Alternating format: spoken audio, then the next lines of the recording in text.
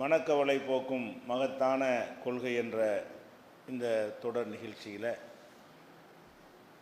பொருளாதாரத்தின் மீது அதிக ஆசை வைப்பது கவலை ஏற்படுவதற்கு முக்கிய காரணமாக இருக்கிறது. இந்த பொருளாதாரத்தை நம்ம எந்த மாதிரி அணுக வேண்டும் என்ற விஷயங்களில் ஒரு பகுதியை நம்ம பார்த்தோம். நேற்று இறுதியாக ஹக்கீம் இப்னு ஹிசாம் என்ற ஒரு தோழருடைய ஹதீஸை ஒரு பாதியிலே நம்ம நிறுத்தியிருக்கிறோம். அந்த ஹதீஸ் என்னன்னு சொன்னால், ஹக்கீம் இப்னு ஹிசாம் என்கிற ஒரு நபித்தோழர் நபிகள் நாயகம் ஸல்லல்லாஹு அலைஹி வஸல்லம் அவங்கள்ட்ட வந்து கேட்குறார், பொருளாதாரம் கேட்குறார். அவங்க கொடுக்குறாங்க, மீண்டும் கேட்குறாரு, மீண்டும் கொடுக்குறாங்க, மீண்டும் கேட்குறாரு, மீண்டும் கொடுக்குறாங்க. கொடுத்துட்டு என்ன சொன்னாங்கன்னா, யார் ஒருத்தர் வந்து இதை மன நிறைவோடு தர்றதை பெற்றுக்கொள்கிறாரோ அவருக்கு அல்லாஹ் பரக்கத்து செய்வான். யார் வந்து பேராசையில் அலைகிறாரோ அவருக்கு பரக்கத்து கிடைக்காது. அவன் சாப்பிட்டு பசி நிறையாதவனை போல, பசி அடங்காதவனை போல என்று ரசூல் ஸல்லல்லாஹு அலைஹி வஸல்லம் சொன்னாங்க. இதற்கு பிறகு அந்த ஹக்கீம் சொல்கிறாரு, ரசூலுல்லாஹ்ட்ட சொல்கிறாரு, அல்லாஹ்வுடைய தூதரை, இனி ஒரு காலத்திலையும் நான் மௌத்தாகிற வரைக்கும் யாரிடத்திலையும் எந்த உதவியும் நான் கேட்கவே மாட்டேன் அப்படின்னு உறுதிமொழி கொடுக்குறாரு. நான் மரணிக்கிற காலம் வரைக்கும் எவ்வளவு சிரமம் கஷ்டம் வந்தாலும் இனிமேல் யாரிடத்திலும் எந்த உதவியும் நான் கேட்கவே மாட்டேன் என்று ஒரு முடிவு எடுக்கிறார். அப்போ ரசூலுல்லாஹ் எந்த மாதிரி சொல்லியிருக்காங்கன்னு பாருங்கள். அது கேட்குவது, ஆசைப்படுவது, பொருளை ஒருத்தட்டையாக கெஞ்சி கேட்பது இருக்கு இல்லையா, அது ரொம்ப நல்ல ஒரு செயல் இல்லை என்று அவர் ரசூலுல்லாஹ் அவ்வளவுக்கு கடுமையாக சொன்ன காரணத்தினால தான் அவர் ஒரு முடிவே எடுத்துடுறாரு. இனி சாவுற வரைக்கும் யார்கிட்டையும் எந்த பொருளும் கேட்பது இல்லை என்று ஒரு முடிவு எடுத்துட்டார். முடிவெடுத்த பிறகு ரசூல் ஸல்லல்லாஹு அலைஹி வஸல்லம் மௌத்தாயிட்டாங்க. இவர் உசுரோடு இருக்கார். இவர் தான் 120 வருஷம் வரைக்கும் இருந்தார், 120 வயசு வரைக்கும். அப்போ ரசூல் ஸல்லல்லாஹு அலைஹி வஸல்லம் பிறகு அபூபக்கர் சித்திக் அவங்களுடைய ஆட்சி வருது. அவங்க கூப்பிட்டு, ஹக்கீம் இந்த உன்னுடைய பங்கு அப்படின்னு சொல்லி கூப்பிடுறது கொடுக்குறாங்க. எல்லோரும் கொடுப்பாங்க இல்லையா, பொருளாதாரத்தை கொடுப்பாங்க. அதில் சீனியராக பாடுபட்டவங்க, மார்க்கத்தை குலைச்சவங்க, கஷ்டப்படுறவங்க என்று சொல்லி தேடி இவர் கஷ்டத்துலையும் இருக்கிறார். இருக்கும் பொழுது ஹக்கீம் அழைத்து உனக்குரிய அதை வாங்கிட்டு போன்னு சொல்லும்போது முடியாதுன்றுவார். வாங்க மாட்டேன், யார்கிட்டையும் வாங்கிறது இல்லைன்னு நான் உறுதிமொழி எடுத்துட்டேன் என்று மறுத்து விடுவார். அதுக்கப்புறம் அபூபக்கர் காலம் வரைக்கும் எதுவுமே அவர் வாங்கலை. உமர் ரலியல்லாஹு அன்ஹு ஆட்சி வருது. அப்போ அவங்க என்ன செய்கிறாங்கன்னா, எல்லோரும் தேடி தேடி கொடுக்குறாங்க. இவர் மட்டும் வாங்க மாட்டேங்கிறாரு. அவரை கூப்பிடுங்க அவரை என்று சொல்லி கூப்பிட்டு உனக்கு உள்ளது வாங்கிக்கன்னு சொல்லி கொடுக்குறாங்க. மறுத்துடுறாரு, முடியாது, வாங்கவே மாட்டேன். அப்போ உமர் ரலியல்லாஹு அன்ஹு என்ன செய்வாங்கன்னா, மக்களெல்லாம் அழைத்து வைத்து, மக்களை நான் நேர்மையான முறையில் இவருக்கு நான் கொடுக்க வேண்டியதை கொடுத்தேன், இவர் தான் வாங்க மறுத்துட்டார். நான் எது அநீதி இழைத்த மாதிரி நீங்கள் நினச்சிடக்கூடாது, மறுமையில் நீங்கள் தான் சாட்சி என்று சொல்லி மக்களையெல்லாம் கூப்பிட்டு உமர் ரலியல்லாஹு அன்ஹு என்ன செஞ்சாங்க, அந்த ஒரு சாட்சியாக வைக்கினாங்க. அப்போ ஒரு ரசூல் ஸல்லல்லாஹு அலைஹி வஸல்லம் அவர்கள் ஒரு அறிவுரை சொன்ன பிறகு, இந்த பொருளுக்கு ஆசைப்படாத, திருப்பி திருப்பி கேட்காத, திருப்பி திருப்பி கேட்குறத ரசூலுல்லாஹ் கண்டித்தாங்க.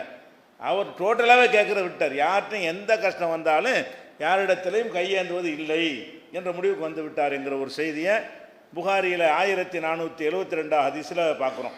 இந்த மாதிரி ஒரு மனநிலை ஒருத்தனுக்கு வந்தால் கவலை வருமா? ஒரு மனிதர் வந்து என்ன கஷ்டம் வருதோ அதை நான் சபர் செஞ்சுக்கிறோம், அல்லாமல் தந்தால் தரட்டும், தரலன்னு சொன்னால் நம்ம யார்கிட்டையுமே கேட்கக்கூடாது. கேட்டோம்னு சொன்னால் தான் கவலை வரும். கேட்டாலும் என்ன வரும்னு கேட்டால் ஒரு எதிர்பார்ப்பு, தருவானா தரமாட்டானான்னு ஒரு எதிர்பார்ப்பு, அதுவே கவலை. இல்லைன்னு சொல்லிட்டானா கவலை கூட. தருவானா தரமாட்டானாங்கிற கவலை ஒரு பக்கம் இருக்கு. நீங்கள் கேட்டு அதெல்லாம் இல்லை பண்ணிட்டா அதை நினச்சிக்கிட்டே 3 நாளைக்கு கவலையாக இருக்கும்.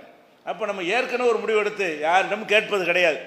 என்ன கஷ்டம் வந்தாலும் என்ன சிரமம் வந்தாலும் ஒருத்தட்டையும் நம்முடைய குறைபாடுகளை சொல்வது கிடையாது அப்படின்னு முடிவெடுத்து கொண்டு உறுதியாக இருந்தால் அதில் வந்து கவலையே வருவதற்கு சான்ஸ் இல்லை. இது ஒரு அறிவுரையாக நம்ம புரிந்து கொள்ள வேண்டும். அதே மாதிரி நபிகள் நாயகம் ஸல்லல்லாஹு அலைஹி வஸல்லம் அவங்க இந்த மாதிரியான பேராசை, இந்த பேராசை தான் கவலை காரணம். இந்த பேராசை, பணத்துக்கு பின்னாடி அலைகிறது, அதுதான் வாழ்க்கைன்னு நினைக்கிறது, இந்த மாதிரியான தன்மை வரக்கூடாது என்பதற்காக சில அறிவுரைகளையும் ரசூல் ஸல்லல்லாஹு அலைஹி வஸல்லம் சொல்கிறாங்க. நமக்கு என்ன அறிவுரை சொல்கிறாங்கன்னா, உன்துரு இலா மன் அஸ்ஃபல மின்கும், நீங்கள் எப்போதுமே உங்களுக்கு கீழே உள்ளவங்கள பாருங்கள். உங்கள்கிட்ட பொருளாதாரம் கம்மியாக இருக்குல்ல, கண்டிப்பாக உங்களுக்குள்ள உள்ளவன் இருப்பான். நீங்கள் வந்து ஏழைன்னு நினைக்கிறீங்களா இல்லையா, உங்களை விட பரம ஏழை ஒருத்தன் இருப்பான். நீங்கள் நடுத்தர வர்க்கமாக இருக்குன்னு இல்லையா, நீங்கள் வந்து உங்களுக்கு மேலே உள்ளவனை பார்த்தீங்கன்னு வைங்களேன், கவலை வரும். அவனை மாதிரி எனக்கு இல்லையேன்னு ஒரு ஏக்கம் வரும். ஏக்கம் வரும், கவலை வரும், கையேந்த வேண்டிய நிலைமை வரும், அது நினச்சி இடிஞ்சு போய் உட்கார வேண்டிய நிலைமை வரும். நம்ம என்ன செய்கிறோம், ஒரு பங்களா ஒன்று பக்கத்தில் இருக்குது, அதுக்கு பக்கத்தில் ஒரு குடிசை இருக்கிறது. நம்ம ஓட்டு வீட்டில் இருக்கிறோமா, நம்ம குடிசையை பார்க்க வேண்டியதானே? இதோட நம்ம நல்லா இருக்குமே. பார்க்குறேன்னா என்ன அர்த்தம்? கம்பேர் பண்ணி பாருங்கன்னு அர்த்தம். பார்க்கிறது என்று சொன்னால் நம்ம கீழே உள்ளவர்களை கம்பேர் பண்ணி பார்த்தோம்னு சொன்னால் இவங்களை விட அல்லாஹ் நம்ம நல்லா வச்சுருக்கிறான். நீங்கள் அவனோட கம்பேர் பண்ணிங்கன்னா அவனோட என்ன எல்லாம் கீழே வச்சுவிட்டான்னு நினைப்பீங்க. பெரிய உங்களுக்கு மேலே பெரிய இடத்தை நீங்கள் கம்பேர் பண்ணீங்கன்னு சொன்னால் உங்களுக்கு கவலை அதிகமாகிவிடும். அப்போ எப்படி நம்ம விளங்கணும்னா, அல்லாஹ் வந்து பல கடைசியாக ஒருத்தன் இருப்பானே, அவன் ஒருத்தன் கீழே பார்க்கவே இல்லை. வழங்குதா? பாக்கி யாராக இருந்தால் அவனுக்கு கீழே ஒருத்தன் 1 லட்ச ரூபா வச்சுக்கிறான், 90,000 ரூபா உள்ளவன் கீழே தான், அவனுக்கு 80,000 வச்சுக்கிறவன், அதுக்குள்ள ஒரு 10,000 வச்சுக்கிறவன், அதுக்குள்ள ஒன்றுமே இல்லை, சல்லிக்காசு இல்லாமல் எவனாச்சிருப்பான்ல, அப்படிப்பட்டவன் தான் கீழே உள்ளதை பார்க்க இயலாது. அது விட்டுருங்க, சின்ன நம்பரில் வரும். அது அதிகமான பேர் நீங்கள் எடுத்துக்கொண்டீர்களே, ஆனால் கண்டிப்பாக நீங்கள் தேடி பார்த்தா நீங்கள் இங்கே இருக்கிற மக்களில் உள்ளவர்களில் உங்களை விட கீழே உள்ளவர் இருப்பார்கள். நீங்களே கீழே உள்ளவராக உங்களை நினைத்து இருந்தாலும் கண்டிப்பாக சமுதாயத்தில் உங்களை விட பொருளாதாரத்தில், வசதியில், வாய்ப்பில் ரொம்ப கீழ்நிலையில் உள்ளவங்க இருப்பாங்க. அப்போ அவனை விட அல்லாஹ் நம்மளை மேலே தானே வச்சுருக்கிறான் என்று நம்ம நினைத்து கொண்டோமே ஆனால் மன திருப்தி வந்துடும், மன நிறைவு வந்துடும். மன நிறைவு வந்து விட்டது என்றால் கவலை வராது. சரி, அல்லாஹ் நம்மளை நல்லாத்தான் வச்சுருக்கிறான், நம்ம அவனை போய் பார்க்கணும், இவனோட நல்லா தானே இருக்கிறோம் அப்படின்னு நினைத்தோமே ஆனால் நம்முடைய கவலை போய்விடும். அந்த கவலை போவதற்கு இது ஒரு மருந்து. இப்படி மேலே உள்ளவனை பார்த்தீங்கன்னு சொன்னால் அது வந்து நீங்கள் அல்லாஹ்வுடைய அருட்கொடைக்கு நன்றி செலுத்த மாட்டீங்க. கீழே உள்ளதை பார்த்தா நன்றி செலுத்துவோம், மேலே உள்ளதை பார்த்தா என் பத்தலை எனக்கு கம்மியாக தந்து அப்படி நன்றி செலுத்துறது, ரொம்ப தந்தால் நன்றி செலுத்த முடியும். அப்போ கீழே உள்ளவனை பார்த்தா சரி அவனோட எல்லாம் நம்ம கூட தரோம் அல்ஹம்துலில்லாஹ், மேலே உள்ளவனை பார்த்தா அவனோட கம்மியாக தந்தான் நான் என்ன நன்றி அப்படின்னு வந்துடுவான். அப்போ எல்லாத்துலேயுமே குறைபாடு வந்து விடும். அப்போ எப்பவும் என்ன வழங்கணும்னா, மனிதர்களை வந்து பல தரத்தில் பொருளாதாரத்தில் எல்லாம் வைத்திருந்தாலும் ஒவ்வொருவனுக்கு கீழே ஒருத்தன் கண்டிப்பாக இருப்பான். அந்த கீழே உள்ளவர்களை நீங்கள் நினைத்து உங்களை சரிப்படுத்திக் கொள்ளுங்கள் என்று ரசூல் ஸல்லல்லாஹு அலைஹி வஸல்லம் சொன்னதாக முஸ்லிம்ங்கிற ஹதீஸின் உள்ள ஆதாரப்பூர்வமான ஹதீஸ் இருக்குது. அதே மாதிரி ரசூல் ஸல்லல்லாஹு அலைஹி சொல்கிறாங்க, செல்வந்தன் பணக்காரன்லாம் சொல்கிறீங்கல்ல, இந்த பணக்காரனுக்கு அளவுகோல் என்ன? அதுக்கு ரசூல் ஸல்லல்லாஹு அலைஹி சொல்கிறாங்க, பணக்காரன்னா கனின்னு அரபில் அந்த வார்த்தைக்கு சொல்லுவாங்க. பணக்காரனுக்கு அரபில் வந்து கனின்னா தேவையற்றவன், யார்ட்டையும் தேவையாகாத அளவுக்கு தன்னிறைவாக இருக்கிறவன். அப்போ தன்னிறைவாக உள்ளவன் பணக்காரன் செல்வந்தன் சொல்கிறோம்ல, நம்ம என்ன நினச்சிக்கிட்டு இருக்கிறோம்னு கேட்டால், நிறைய சொத்து பத்து இருந்தால் அவன் பணக்காரன், நிறைய வீடு வாசல் இருந்தால் அவன் பணக்காரன், நிறைய பொருளாதார கேஸ் வச்சுருந்தான்னா பேங்கில் ரூபா வச்சுருந்தான்னா அவன் பணக்காரன், இப்படி நம்ம நினைக்கிறோம். ரசூல் ஸல்லல்லாஹு அலைஹி வஸல்லம் செய்கிறாங்கன்னா, செல்வந்தன் யார் தெரியுமா சொல்கிறாங்க? லைசல் கினா, செல்வம் என்பது கசரத்தில் ஆறல், அதிகமான தட்டுமுட்டு சாமான்கள் சொத்து பத்துகள் இருப்பதற்கு சொல்வது அல்ல, அது அல்ல செல்வம் என்பது. உலாக்கின்னல் கினா கினன் நஃப்சி, செல்வம் என்னன்னு கேட்டால் நஃப்ஸு வந்து கனியாக இருக்கணும், நஃப்ஸு பணக்காரனாக இருக்கணும். போதும் எனக்கு போதும்னு நினச்சா தான் பணக்காரன். கோடி இருக்குது இன்னும் 2 வேணுங்கிறான், இவன் ஏழை, 10 ரூபா தான் இருக்குது போதுங்கிறான், இவன் தான் பணக்காரன். செல்வந்தனாக இருக்கான்ல, இவன் யார் தேவையில்லை இல்லையா, என்ன அல்லாஹ் கொடுத்துருக்கானோ அது போதும்னு எவன் நினைக்கிறானோ அவன் செல்வந்தன். இப்போ ரசூல் ஸல்லல்லாஹு அலைஹி வஸல்லம் காலத்தில் சஹாபாக்கள் இருந்தாங்களா இல்லையா, அவங்களுக்கு நிகரான வறுமை வந்து நம்ம பார்க்க முடியாது. அவ்வளோ கஷ்டமான ஒரு வறுமையான வாழ்க்கையை வாழ்ந்தாங்க. அவங்கள பற்றி அல்லாஹ் குர்ஆனில் என்ன சொல்கிறான்? அவ்வளோ வறுமையாக இருந்தாலும் யஹ்ஸபுஹுமுல் ஜாஹிலு அக்னியா, அறியாத மக்கள் அந்த சஹாபாக்களை பார்த்தார்களே ஆனால் செல்வந்தர்கள் நினைப்பாங்களாம். இந்த சஹாபாக்கள் வெளியே வந்து பார்க்குறத பார்த்தா ஏன் ஏழைன்னு நினைக்க மாட்டேங்கிறாங்கன்னா, ஒருத்தர் புலம்பிகிட்டு இருக்க மாட்டாங்க, வருவாங்க, இன்னும் நல்லா சாப்பிட்டு 3 நாள் இருக்குங்க, எல்லாம் சாப்பிட்ட மாதிரி காட்டிக்கிடுவாங்க, சந்தோஷமாக பேசிகிட்டு இருப்பாங்க. சாப்பிட்டு 3 நாள் ஆச்சுங்க, வீட்டில் பட்டினியாக கிடக்குறாங்க, சட்டை ஒழுங்காக இந்த சட்டைக்கு மாற்று சட்டை இல்லை இப்படின்னு புலம்புனீங்கன்னா தெரிஞ்சு போயிடும் எல்லாருக்கும். அப்போ ஏழைன்னு நினச்சிருவான். சஹாபாக்கள் எப்படி இருப்பாங்கன்னு கேட்டால், யஹ்ஸபுஹுமுல் ஜாஹிலு அக்னியா, அறியாத மக்கள் அவர்களை பற்றி நினைப்பார்கள் செல்வந்தர்கள் என்று நினைப்பார்கள். சஹாபாக்கள் எல்லாம் ஒரு வெளியூர்லேருந்து ஒருத்தன் பார்த்தான்னு வைங்களேன், மூஞ்சில் அவ்வளோ சிரிப்பு இருக்குப்பா, அவ்வளோ சிரிப்பாக இருக்கிறாங்க, எந்த ஒரு கவலையுமே தெரியலையே, யார்கிட்டையும் எந்த குறையும் சொல்ல மாட்டேங்கிறாங்களே என்று நினைப்பான். உள்ளே நுழைஞ்சு பார்த்தா தான் வீட்டில் ஒரு பேரிச்ச மரம் கூட இருக்காது. உள்ளே நுழைஞ்சு விசாரித்தா ஒரு போர்வைக்கு மறுபோர்வை இருக்காது, ஒரு சட்டைக்கு மாற்று சட்டை இருக்காது, சாப்பிட்டு 3 நாளாக இருக்கும். ஆனால் வெளி மக்கள் எப்படி நினைப்பாங்களாம்? அக்னியா, பணக்காரர்கள் நினைப்பார்கள். மினத் அஃபுஃபி, எதனால் அப்படி நினைக்கிறார்கள் என்று கேட்டால் அந்த சுயமரியாதையினால தான். அல்லாஹ்வே சொல்கிறான், எதனால் அவர்கள் செல்வந்தர்கள் என்று மதிக்கப்பட்டார்கள்னா தஃபுஃபாக இருந்தால், தஃபுனா யார்ட்டும் கேட்க மாட்டாங்க, முறையிட மாட்டாங்க. எனக்கு அல்லாஹ் போதுமானது தரலன்னு அடுத்த ஆட்ட குறை சொல்ல மாட்டாங்க. தன்னுடைய இயலாமை இல்லாமையை அடுத்தவங்கள்ட்ட சொல்ல மாட்டாங்க. அப்படி சொல்லாமல் இருக்கும்போது என்ன நினைப்பாங்க, நம்ம அடுத்த ஆள்கிட்ட போய் சொல்லும்போது தான் நம்ம கஷ்டத்தில் இருக்கோம் தெரியும். நம்ம பாட்டு விளைஞ்சலையமாக சுற்றி இருந்தோன்னு வைங்களேன், நல்லா இருக்காருப்பா, செழிப்பாக இருக்கார் அப்படின்னு நினச்சிக்கிடுவாங்க. அப்போ சஹாபாக்கள் அந்த மாதிரி இருந்தார்கள் என்று அல்லாஹ் சொல்கிறானே, அவ்வளவு வறுமை இருந்தும் கூட அவங்களுக்கு கவலையே வரல. ஏன் கவலை வரல? இதான் அல்லாஹ் தந்தது. இது மனுஷன்ட்டு போய் முறையிடணும், அவன் நம்மளை போய் தப்பாக நினைப்பான், ஒன்று இல்லைன்னு சொல்லுவான், கொடுத்துப்புட்டு வேற நம்மளை என்ன செய்வோம், கவலையில் ஆழ்த்துவானா இல்லையா? நீங்கள் அடுத்தவர்கிட்ட கையேந்து அவன்கிட்ட யாசகம் கேட்டு பிறர்கிட்ட குறையிட்டீர்களே ஆனால் தருவதுக்கு சந்தேகம். தந்துட்டான்னு சொன்னால் அவனுக்கு முன்னாடி நீங்கள் கீழே தான். ரசூல் ஸல்லல்லாஹு சொல்கிறாங்க, அல் எதுல் ஒல்லியா ஹைரும் மினல் எதில் சுஃபுலா, மேலே உள்ள கை கீழே உள்ள கையை விட சிறந்தது. மேலே உள்ள கைனா கொடுக்குற கை, கீழே உள்ள கை வாங்குகிற கை. அப்போ ரசூல் ஸல்லல்லாஹு சொல்கிறாங்க, கொடுக்குற கை வாங்கும் கையை விட மேலானது என்று நபிகள் நாயகம் ஸல்லல்லாஹு அலைஹி வஸல்லம் சொல்லியிருக்கிறாங்க. அப்போ அந்த அடிப்படையில் நம்ம ஒருவர்கிட்ட கேட்டோமையானால் அவர் கீழே நம்ம ஆயிரும் தன்னாலேயே. தமிழ் அறியாமல் என்ன செய்வோம்னா, ஏதாவது ஜோக்கு சொன்னால், சிரிக்கத்தகாத ஜோக்கு சொன்னால் நம்ம சிரிச்சு விடுவோம். ஏன் தந்திருக்கார்ல, ஒரு ஜோக்கு சொல்கிறாருன்னு வைங்களேன், சிரிக்க வேண்டிய ஜோக்கு சிரிச்சா பரவாயில்லை, அவர் சொல்லுவார், அவர்கிட்ட நம்ம நன்றி கடன் பட்டிருப்போமா, அதுக்கான சிரித்து வைக்கிறது. சிரிப்பு வராட்டான இப்படிலாம் நம்ம ஆயிரும். ஒருத்தர்கிட்ட உதவி பெற்று விட்டோம்னு சொன்னால் இந்த மாதிரிலாம் ஆயிடுவோம். அப்போ ரோட்டில் இப்படி பிடிப்போம், ரோட்டில் பார்த்துட்டா எல்லாரும் கூட சொல்ல மாட்டோம். நமக்கு உதவி செஞ்சவனை பார்த்தா என்ன செய்வோம், வித்தியாசமான சலான் சொல்வது, வித்தியாசமான நம்ம உட்காந்துருப்போம், ஸ்டூலில் உட்காந்துருப்போம், எத்தனை பேர் வருவாங்க, எந்திரிக்க மாட்டாமல் டீ குடிச்சிட்டு இருப்போம். நமக்கு உதவி செஞ்சவன்ட்டான்னு வைங்களேன், உட்காருங்க, இவர் எந்திரிக்கிறவர். அப்போ உதவி செஞ்சவர் வந்துட்டார்னு சொன்னால் உங்களை அறியாமலே என்ன செய்கிறீங்க, உங்களுடைய மரியாதை இழக்கிறீங்க. உதவி வாங்கினதுன்னு காரணம். அப்போ அந்த மாதிரி ஒன்று. இதை விட என்ன பிரச்சனை என்று கேட்டால், இந்த உதவி செய்கிறார்கள்ல அதில் முக்காவாசி பேர் சொல்லி காட்டுவாங்க, காவாசி பேர் சொல்லி காட்ட மாட்டாங்க. காதும் வச்ச மாதிரி கொடுத்துட்டு போயிடுவாங்க, கொடுத்தது கூட தெரியாது. நான் தான் கொடுக்குறேன்னு இல்லாமல் யாரோ தர்ற மாதிரி கூட கொடுத்து விட்ருவாங்க. அப்படிப்பட்டவர்கள் ஒரு குறைந்த அளவில் இருக்கிறார்கள். அதிகமான பேர் என்ன செய்வாங்கன்னு கேட்டால், தேவைக்கு அவர்களை அணுகினீர்களே ஆனால் உதவி செய்துவிட்டு ஒன்று உங்கள்கிட்ட என்ன செய்வாங்க, ஏதாவது சொல்லி காட்டுவாங்க. உங்கள்கிட்ட ஏதாவது அவங்களுக்கு தேவையை சொல்லுவாங்க, இது போய் வாங்கிட்டு வாங்கம்பாங்க. இல்லை இன்னொன்று நேற்று சட்டை வாங்கி தந்தேன், போன மாதம் சட்டி வாங்கி தந்தேன், இப்படின்னு சொல்லி விடுவார்கள். நீங்கள் அவர்களுக்கு ஏதாவது செய்யலைன்னு சொன்னால் அவர்கள் செஞ்ச உதவியை உங்கள்கிட்ட சொல்லி காட்டுவாங்களா இல்லையா? இது எவ்வளோ பெரிய மன உளைச்சலை ஏற்படுத்தும். இந்த கவலையை நம்மளாக தானே வாங்கிக்கிட்டோம், எதுக்காண்டி வாங்கி தரட்டி சட்டை போடாமல் இருக்க போகிறோமா? இருக்கிற சட்டை நம்ம துவச்சி போட்டுற போகிறோம். 3 சட்டை வச்சுக்கிறது 2 சட்டை எப்போ அவ்வளோதானங்க, சட்டை இல்லாமல் போயிடுமா? அப்போ ஏன் ஒரு மனுஷன்ட்ட போய் நம்ம அதை போய் வாங்கிட்டு அவனுக்காக ஒரு மானத்தை இழந்து நிற்கணும்? இப்படி நம்மள்கிட்ட சொல்லி காட்டுவானா, அதோடு நிற்க மாட்டாங்க. வேறு ஆள்லாம் இந்த போராரில் இருந்தால் நம்ம சட்டை தான் எப்படி அடுத்தவன்ட்டெல்லாம் சொல்லி காட்டுறது. உங்களுக்கு உதவியும் செஞ்சு விட்டு நம்ம சட்டை தான், நான் தான் படிக்க வச்சேன், நான் தான் கல்விக்கு உதவி செஞ்சேன், வாப்பாக்கு நான் தான் ஆஸ்பத்திரியில் சேர்க்கும்போது பணம் கட்டினேன், இப்படி சொல்கிறாங்களா இல்லையா? அது சொல்கிறத நீங்கள் என்ன செய்வீங்கன்னா சொல்லாமல் இருப்பீங்க. வாங்கினதை அடுத்தோட சொல்லாமல் ரொம்ப கஷ்டப்பட்டு எங்கள் வாப்பா ஆஸ்பத்திரி சேர்த்தேன்னு பெருமையாக 10 சொல்லிட்டு வந்துருப்பீங்க. இவன் என்ன செய்வான், நான் தான் ஆஸ்பத்திரி பணம் கட்டினேம்மா, பாவி போய் சொல்லிட்டானே அப்படின்னு உங்களை பற்றி அவன் தப்பாக நினைப்பானா, உங்களுக்கு ஒரு கேவலமாக போயிடும். அப்போ இந்த பொருள் அடுத்தவர்கிட்ட நம்ம ஏந்தும் போது, கையேந்தும் பொழுது நமக்கு நம்மளாக உண்டாக்கிற கவலையாக தான் தெரிகிறது.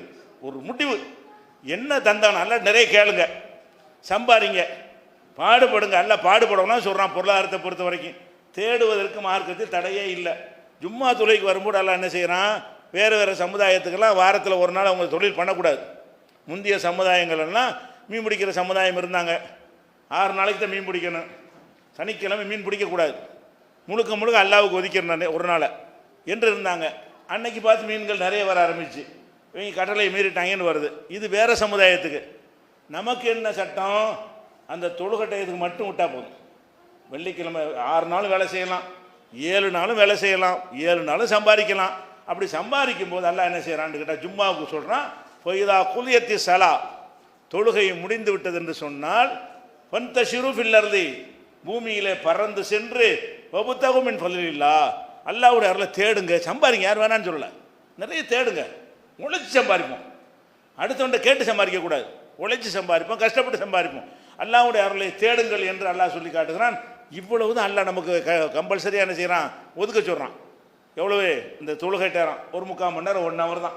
இந்த 1 மணி நேரத்துக்கு தான் நீங்கள் என்ன செய்யக்கூடாது, தொழில் பண்ணக்கூடாதே தவிர, அதுக்கு பிறகு வெள்ளிக்கிழமைன்னு கூட பார்க்காம நீங்கள் என்ன செய்யலாம், ஜும்மாவுக்கு வர்றதுக்கு முன்னாடி வரைக்கும் வியாபாரம் பண்ணுங்க, ஜும்மா முடிஞ்ச உடனே ஓடி போய் வியாபாரத்தை பண்ணுங்க, விவசாயம் பண்ணுங்க, எந்த வேலை வேணாலும் செய்யுங்க.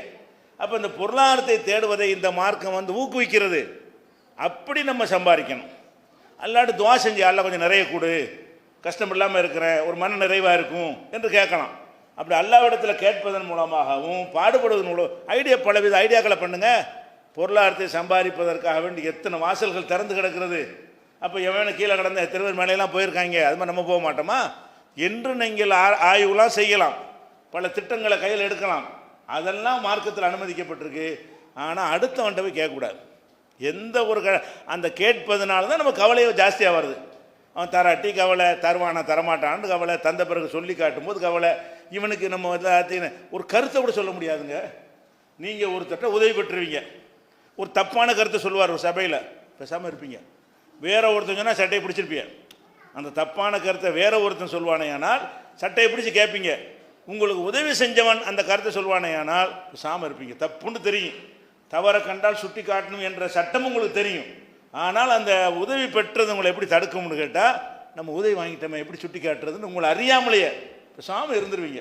அப்போ தீமையை தடுக்க முடியாது, கெட்டது நடந்தால் சொல்லி காட்ட முடியும். எல்லா வகையிலையும் அது வந்து ஒரு பின்னடைவு, யார்ட்டையும் போய் கையேந்துவது என்பது ரொம்ப நல்ல கெட்ட ஒரு விளக்கமாக ஏற்றுக்கொள்ள வேண்டும். அதுக்கு தான் ரசூலுல்லாஹ் சொல்கிறாங்க, உலாக்கின்னல் கினா, செல்வம் என்பது கினன் நப்சி, நப்சு உள்ளம் செல்வந்தனாக இருக்க வேண்டும், போதும் என்று மனநிறைவு அடைய வேண்டும் அப்படின்னு சொல்கிறாங்க. இது புகாரியில் 6446வது ஹதீஸில் ரசூல் ஸல்லல்லாஹு அலைஹி வஸல்லம் சொன்னதாக பதிவு செய்யப்பட்டிருக்கிறது. கது அஃப்லஹ மன் அஸ்லம ஓ ருசிக்க கஃபாஃபன் வ கன்னாஹுல்லாஹ் பிமாதா. ஒரு மனிதன் வெற்றி பெற்று விட்டான். வெற்றி பெற்றவன் யார் என்று சொல்லும் பொழுது ஒரு இஸ்லாத்தை ஒருத்தன் ஏற்றான், அதனால் வெற்றி பெற்று விட்டான். ரெண்டாவது, போதுமான உணவளிக்கப்படுகிறான், பசி இல்லை, பசி இல்லாத உணவு தரப்பட்டு விட்டது. 2. மூணாவது, அவனுக்கு கொடுத்ததில் அல்லாஹ் போதும் என்ற மனசையும் கொடுத்து விட்டான். இவன் தான் வெற்றி பெற்றவன். இந்த 3 விஷயம் உள்ளவன் வெற்றி பெற்றானா யார்? இஸ்லாம் மார்க்கத்தை முஸ்லீம் நம்ம இருக்கிறோம், இஸ்லாம்ங்கிற மார்க்கம் கிடைச்சிருச்சு, அது இல்லாட்டி வெற்றியே கிடையாது. இஸ்லாம்ங்கிற மார்க்கத்தை அல்லாஹ் தந்து விட்டான். அடுத்ததாக கஞ்சிக்கு கஷ்டப்படலை, சாப்பாட்டுக்கு இருக்கிறது. மூணாவதாக மனசு நிறைவாக இருக்கிறது, இது போதும், இவன் தான் வெற்றி பெற்று விட்டானுங்கிறாங்க ரசூல் ஸல்லல்லாஹு அலைஹி வஸல்லம். வெற்றி பெறுவதற்குரிய அளவுகள் என்னவென்று கேட்டால், அல்லாஹ் என்ன தந்திருக்கிறான் அது போதும் என்று நினைக்கணும். ஒரு அளவுக்கு சாப்பாட்டு கஷ்டமில்லாத ஒரு வாழ்க்கை அல்லாஹ் தந்து விட்டான் என்று சொன்னால் அதில் மனநிறைவு அடைந்து விட்டீர்களே, ஆனால் நீங்கள் வெற்றினா மறுமை வெற்றின்னு சேர்த்து சொல்கிறாங்க. அவன் தான் வெற்றி பெற்றிருக்கிறான் மறுமையில். இல்லைன்னா என்ன ஆகும்னு கேட்டால் நிறைய தப்பு செய்வான், அது மாதிரி இருக்குது. இது போக அந்த சஹாபாக்கள் ரசூல் ஸல்லல்லாஹு அலைஹி வஸல்லம் காலத்தில் இப்போ நம்ம வறுமை கஷ்டம்லாம் சொல்கிறோம் இல்லையா, இந்த வறுமையெல்லாம் நீங்கள் எடுத்து பார்த்தீங்கன்னா அன்றைக்கு ரசூல்லா காலத்தில் இருந்த வறுமையோட கம்பேர் பண்ணி பார்த்தீங்கன்னு வைங்களேன், நம்ம இது வறுமைன்னு சொல்ல இயலாது, நம்ம எல்லாரும் பணக்காரன் தான் சொல்லணும். ஏன்னு கேட்டால் அன்றைக்கு ரசூல் ஸல்லல்லாஹு அலைஹி வஸல்லம் காலத்தில் வந்து சஹாபாக்களாக இருக்கட்டும், ரசூல்லாவாக இருக்கட்டும், காபியர்களாகவே இருக்கட்டும், அன்றைக்கு உள்ள தேவை என்ன, அன்றைய மக்களுடைய தேவை என்னன்னு கேட்டால், எவ்வளோ சம்பாதிச்சாலும் சோத்துக்கு தான் சம்பாதிக்கணும். சோறு, ஒரு ட்ரெஸ்ஸு, ஒரு இந்த மாதிரி விஷயத்தை தான் அன்றைக்கி தேவைப்பட்டுச்சு. இவ்வளோக்கு சம்பாதிச்சாலே போதும். இப்போ நம்ம எவ்வளோ சம்பாதிக்க வேண்டியிருக்கிறது, சோத்துக்கு மட்டுமா சம்பாதிக்கிறோம். நமக்கு பணம் ரொம்ப தேவையாக இருக்குது. வாட்சி கட்ட வேண்டியிருக்கு, ஃபோன் வாங்க வேண்டியிருக்கிறது, டிவி வாங்க வேண்டியிருக்கிறது, கேபிள் கனெக்ஷன் கட்ட வேண்டியிருக்கிறது, மின்சார பில்லு கட்ட வேண்டியிருக்கிறது, ஃபேன் வேண்டி இருக்கிறது, ஏசி போட வேண்டி இருக்கிறது. அப்போ கிரைண்டர் வேணும், மிக்சி வேணும், எல்லாம் அவங்களாம் செஞ்சுக்கிடுவாங்க. அந்த காலத்தில் என்ன செய்யுது, மாவு அவங்க தான் அரைச்சிக்கிடுவாங்க, மிளகாய் அவங்க தான் அரைச்சிக்கிடுவாங்க. அப்போ அவங்களுக்கு வந்து இந்த உலகத்தை அனுபவிக்கிறதுக்கு பெரிய தேவை இல்லை, அந்த தேவை நிறைவேறல. அந்த காலத்து மக்களுக்கு வறுமைங்கிறவன் அவங்களுக்கு டிவி வாங்க முடியலேண்டு வறுமை அவங்களுக்கு கிடையாது, ஃப்ரிட்ஜு வாங்க காசு இல்லைன்ற வறுமை அவங்களுக்கு கிடையாது, சோத்துக்கு இல்லைங்கிறது வறுமை. வறுமை என்னது, சஹாபாக்களுடைய வறுமை என்ன வறுமைன்னு கேட்டால் சாப்பிட ஒன்றுமில்லை. இதான் மௌத்தா போனால் கஃபனுக்கு துணி இல்லை. மௌத்தா போனவர்களுக்கு கஃபன் மூடணுமா இல்லையா, அடக்கம் செய்வதற்கு, அதுக்கு துணி இல்லை என்றால் என்ன மாதிரி வறுமை, அதை பற்றி கூட சொல்கிறாங்க. அப்துர் ரஹ்மான் இப்னு அவுஃப் சொல்கிறாங்க, என்ன சொல்கிறாங்கன்னா, அவங்கள்ட்ட அவங்க நோன்பு வச்சுருக்கிறாங்க. அப்துர் ரஹ்மான் இப்னு அவுஃப் ஒரு சாப்பாடை கொண்டு வர்றாங்க. சாப்பாடை கொண்டு வந்தவொன்னே என்ன செய்கிறாங்கன்னா, அப்போ சொல்கிறாங்க, முஸாப் இப்னு உபைருங்கிறவர் கொல்லப்பட்டார். அவர் ஒரு போர்வையில் அவர் வச்சுருந்த போர்வையில் கஃன் போட்டாங்க, அடக்குனாங்க. ஆனால் தலையை மூடினால் கால் தெரிகிறது, காலை மறைச்சோம்னு சொன்னால் தலை தெரியுது. ஒரு 6 அடி இருந்தால் தான் என்ன செய்ய முடியும், முழுசாக மறைக்க முடியும். அப்போ 5 அடி 4 அடி இருந்திருக்குது. அப்போ மூடும்போது என்ன ஆகுது, கால் பக்கம் வரைக்கும் மூட பார்த்தாங்கன்னு சொன்னால் தலைப்பக்கம் தெரியுது. மூத்தா போகிறாள் அடக்கம் செய்கிறதுக்கு. அப்போ தலைப்பக்கம் போடுறான். இப்போலாம் அடக்கம் செய்கிற ஒரு மேட்ரா ஓசையாவோட நான் தந்துட்டு போயிடுவாங்க கஃனுக்கு. கஃனுக்கு அதுக்குன்னு விற்கிறாங்க, பெரிய காசுலாம் கிடையாது. அப்போ அந்த கஃன் போடுவதற்கு கூட அவருக்கு தலைக்கு மறைத்தால் கால் தெரியுது, கால் மறைத்தால் தலை தெரியுது. அப்போ இந்த நிலையில் அவர் இருந்தாங்க. அதே மாதிரி ஹம்சா என்னை விட சிறந்தவர் சொல்கிறார். யார்? அப்துல் ரஹ்மான் அவுஃப் சொல்கிறாரு, இந்த மாதிரி முஸஅப் இப்னு உமைர் அல்லாஹ்வுக்கா தியாகம் பண்ணார், அவங்க என்ன மாதிரி வறுமையில் இருந்தாங்க பார்த்தீங்களா, இப்படி இருந்தாங்க. ஹம்சா என்னை விட சிறந்தவராக இருந்தார், ரசூலுல்லாஹ்வுடைய சித்தப்பா ஹம்சா. அவரும் இதே மாதிரியான பெரிய கஷ்டமான வாழ்க்கையில் தான் மறைஞ்சிருக்கிறார். ஆனால் பிறகு சொல்கிறார், சும்மா புசித்தலனா மின துன்யா, இப்போ நமக்கு துன்யா விரிவாக்கப்பட்டுருச்சு, அந்த கஷ்டம் இல்லை, கஃனுக்கு துணி இல்லைங்கிற கஷ்டத்தெல்லாம் நம்ம கடந்துட்டோங்கிறாரு. எந்த அளவுக்குன்னு கேட்டால் துன்யாவில் நிறைய கொடுக்கப்பட்டு விட்டது. நாங்கள் பயப்படுறோம். என்ன சொல்கிறாரு, நம்முடைய அமல்களுக்கான கூலியை அல்லாஹ் இங்கேயே முடிச்சிடறானோ என்று நினைக்கும் அளவுக்கு அல்லாஹ் இப்போ செல்வத்தை தந்து விட்டான். நம்ம அமல் செய்கிறோம், இந்த அமலுக்கு கூலி அங்கே கிடைக்கணும், அங்கே கிடைக்காம நம்முடைய கூலியை எல்லாம் இங்கே எல்லாம் தந்துடுறானோ என்று சொல்லும் அளவுக்கு இப்போ நம்ம வசதி உள்ளவர்களாக பணக்காரர். அப்துல் ரஹ்மான் இப்னு அவுஃப் வந்து பணக்காரர், செல்வந்தர், உழைத்து சம்பாதித்து பணக்காரர் ஆனவர். அவர் என்ன சொல்லி காட்டுறாரு, அன்னைக்கு கஷ்டமான ஹிஜ்ரத் பண்ணி வந்தோம், ரொம்ப சிரமப்பட்டோம், அன்றைக்கி ஒரு அடக்கம் செய்கிறதுக்கு கூட வசதி இல்லாமல் இருந்துச்சு, கஃன் போடக்கூட துணி இல்லாமல் இருந்துச்சு. அந்த மாதிரி தியாகிகள் நன்மக்கள் எல்லாம் போய் சேர்ந்துட்டாங்க. அவங்க இந்த துன்யாவில் எதை அனுபவிக்கவில்லை. இந்த இஸ்லாத்தை ஏற்ற பிறகு கஷ்டங்களை அனுபவித்தவர்களாக மூத்தாகிவிட்டார்கள்.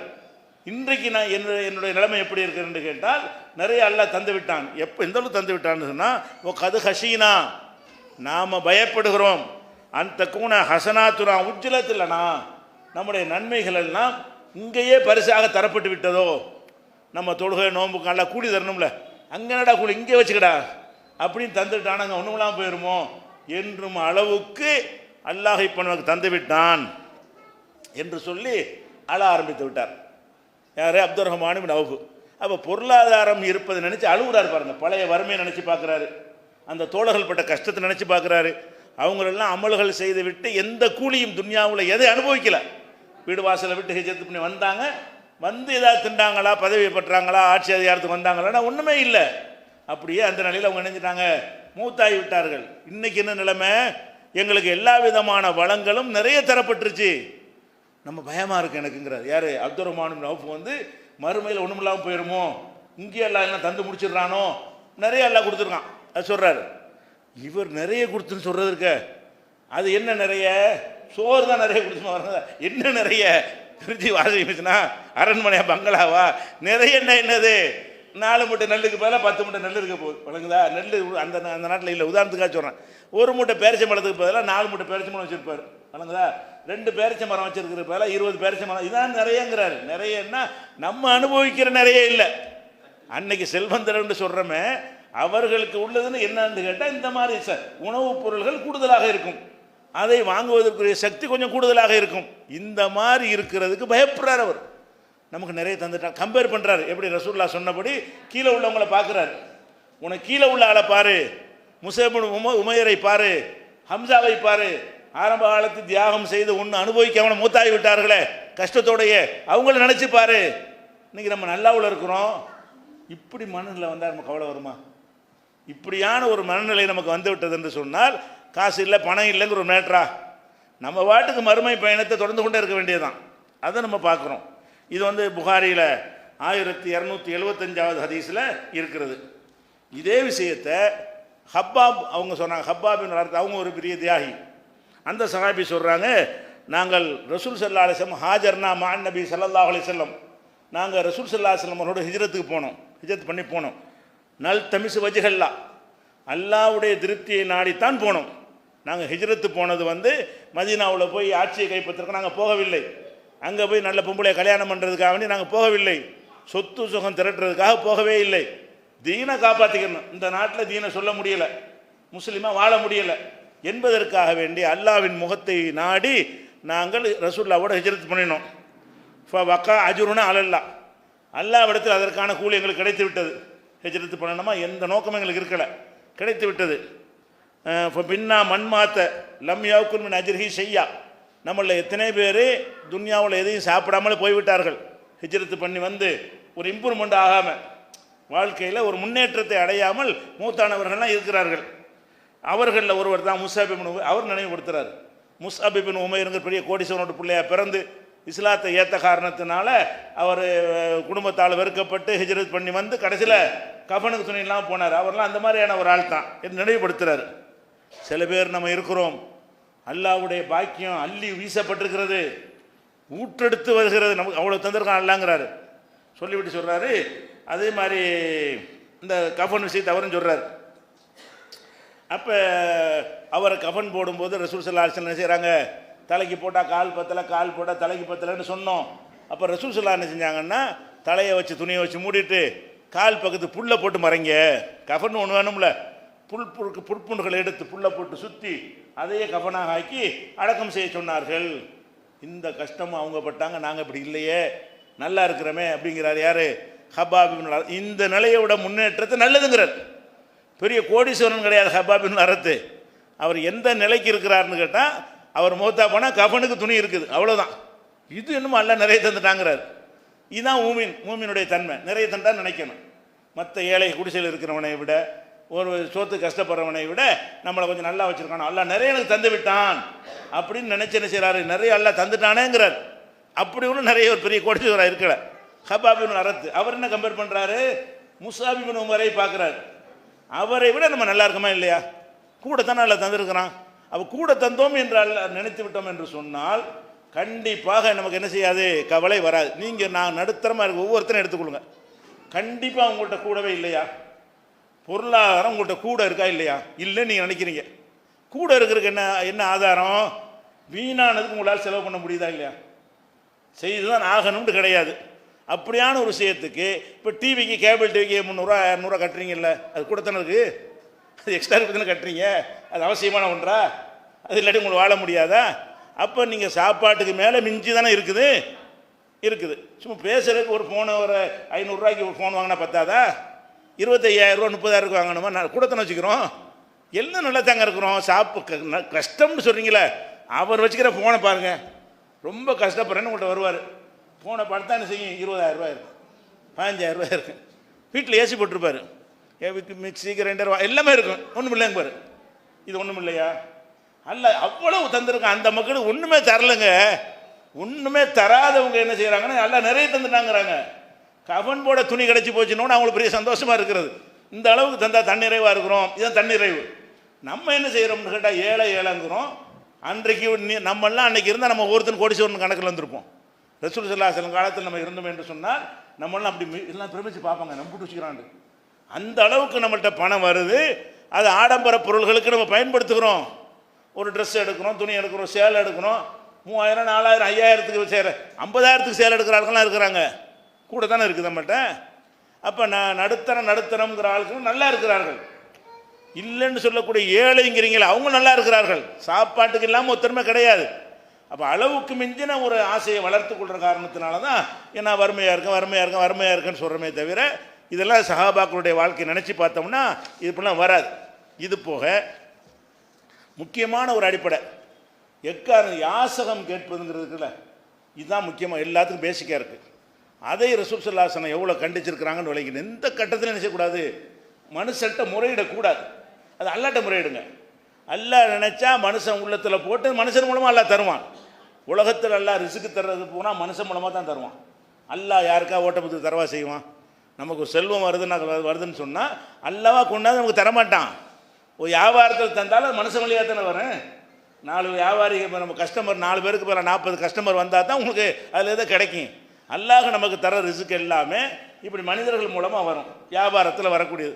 விவசாயமாக இருக்குமே ஆனால் நினையாப்புறத்தில் விளைய வச்சு எல்லாம் என்ன செய்வான், நான் எல்லாருக்கும் அழிஞ்சு பேர் நமக்கு கூட தந்துடுவான். இப்படி எல்லாம் தந்துக்கிட்டு இருக்கிறான். இந்த முறையிட்டு நீங்கள் அல்லாட்டு செய்யாமல் மனுஷன்ட்ட போய் செஞ்சீங்கன்னா அதனால் என்னென்ன பாதிப்பு வரும் அதை பற்றி ரசூலுல்லாஹ் சொல்கிறாங்க. என்ன சொல்கிறாங்கன்னு கேட்டால், மண் நசலத் பிஹி ஃபாக்கத்துன், ஒருவனுக்கு வறுமை ஏற்பட்ட உடனே அன்சலஹா பின்னாசி, மக்கள்கிட்ட அதை இறக்கி வைக்கிறான். வறுமை வந்துருச்சுன்னா அவன் அல்லாவா, ஏன் அவன்கிட்ட போய் இறக்கி வைக்கிற, சாப்பிட்டு 3 நாள் ஆச்சு அவன்கிட்ட போய் சொல்கிறாங்கிறேன். மனிதன்ட்ட நீ இறக்கி வைத்தானேயானால் லம் துசத்த ஃபாக்கத்து, அவனுடைய வறுமை அடைபடாது. இப்படி கேட்டுட்ட போ, நீ இறக்கி வச்சுட்டீங்களே அங்கே இறக்கி டெய்லி போய் அங்கே போய் இறக்கி வை அப்படின்னு ஆக்கிடுவான். அப்போ யார் வந்து தன்னுடைய வறுமையை மனிதன்கிட்ட கொண்டு போய் முறையிடுகிறானோ லம் துசத்த ஃபாக்கத்து, அவனுடைய வறுமை அடைக்கப்படாது, வறுமையிலே தான் இருந்து கொண்டிருப்பான். ஒமன் நசலத் பிஹி ஃபாக்கத்துன் அன்சலஹா பில்லாஹி, வறுமை வந்து அவன் வறுமை நினைக்கிறான், வறுமை வந்து அதை அல்லாவிடத்தில் இறக்கி வச்சுட்டான் என்று சொன்னால் இப்போ யூசிக்குள்ளாகு லஹு பிரிசுக்கின் ஆஜிலின் அவ் ஆஜிலின், அவனுக்கு அல்லாஹ் வந்து இந்த உலகத்திலேயே செல்வத்தை கொடுத்து விடுவான்.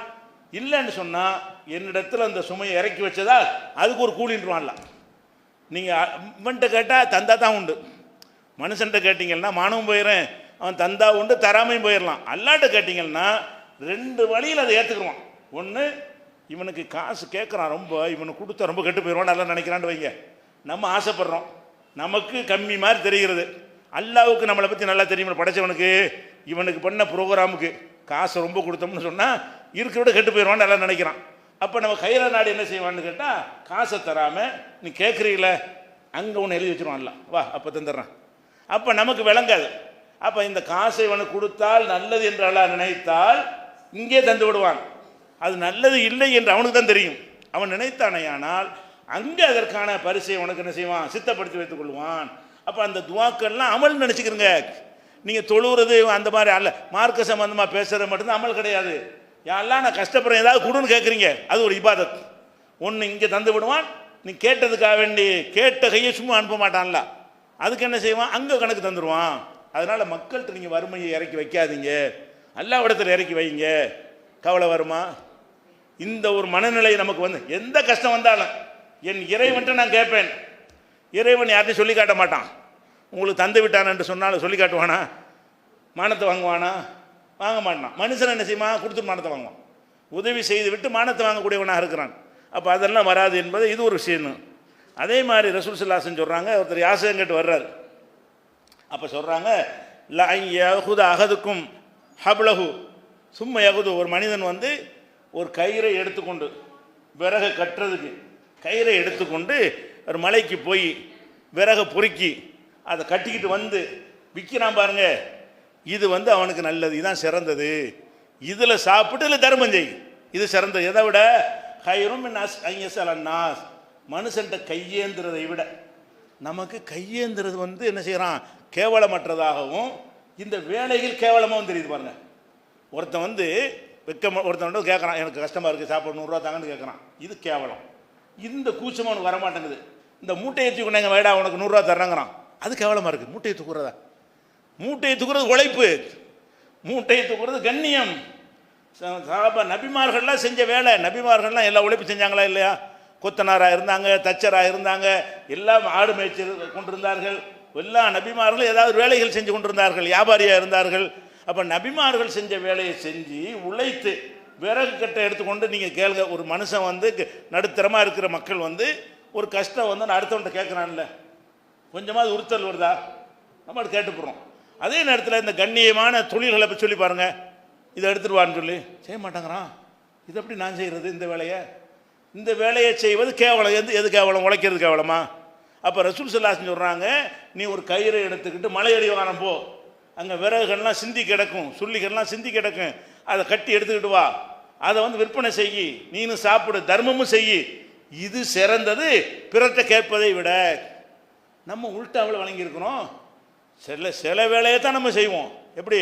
அந்த வேட்டில் அழுக்கு விடாமல் ஒயிட் காலர்ஸான வேலை கொடுத்தாருன்னா செஞ்சுருவோம். அப்படி இல்லாத வேலைன்னா இதெல்லாம் நான் செய்கிறேன், இந்த வேலையெல்லாம் நான் செய்கிறதா, இந்த வேலை செய்கிறதான்னு வெக்கப்படுற ஒருத்தன் கையேந்திரதுக்கு வெக்கப்படுமா இல்லையா? கூடுதலாக இந்த வேலை செய்கிறதான்னு வெக்கப்படுறோம்ல, அது கேவலமானதா? பிறர்கிட்ட கேட்கறது கேவலமா?